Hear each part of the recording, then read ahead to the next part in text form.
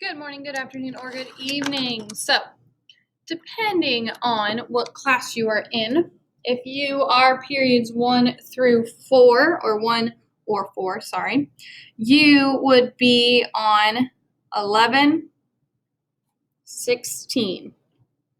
If you are in periods 5, 7, or 8, your date would be 11, 17. So make sure you got your date in there. Keep it consistent. Keep your notebook correct.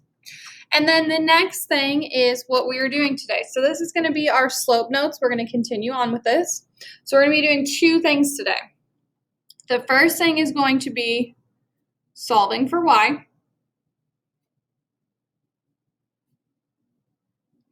And the second thing is going to be writing an equation given a graph.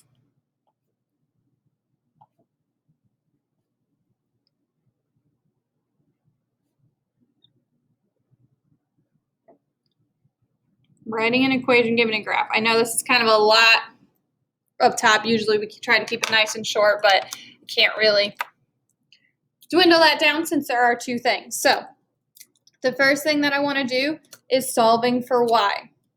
So if you remember our slope-intercept form, which is what we did last class when we took notes, our slope-intercept form is going to be y equals mx plus b. Okay? What we are doing is we are taking equations that don't look like that and we're making them look like that. So we want that y to be a lone. All right? So when we are solving for y,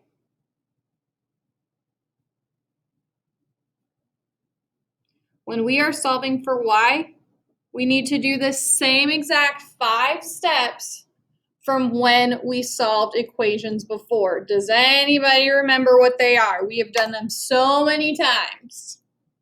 What was our step 1? Barrier, good. Step 2, distribute. Step 3, combine. Step 4, isolate the variable. So in this case, we're going to have isolate the y. And 5 is our check, which we'll put, but for these, it's not as easy to tell if and check. All right? So that's going to be their steps. All right? So let's do a few examples of these. So you will see what I mean by this.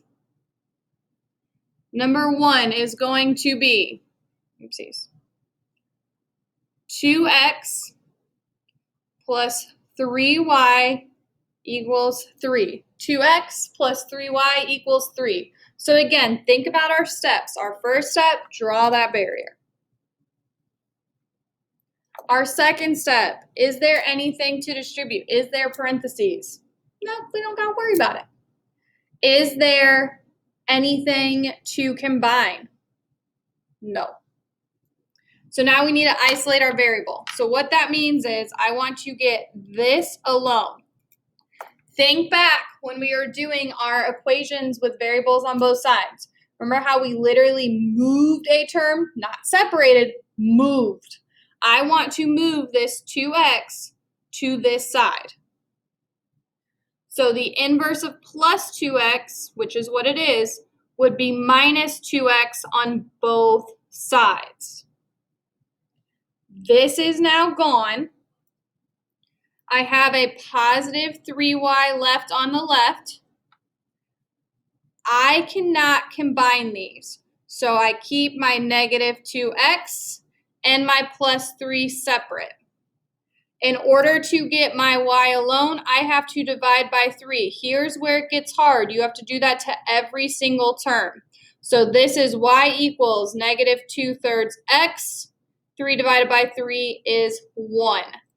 That's going to be your answer. I know that looks very strange.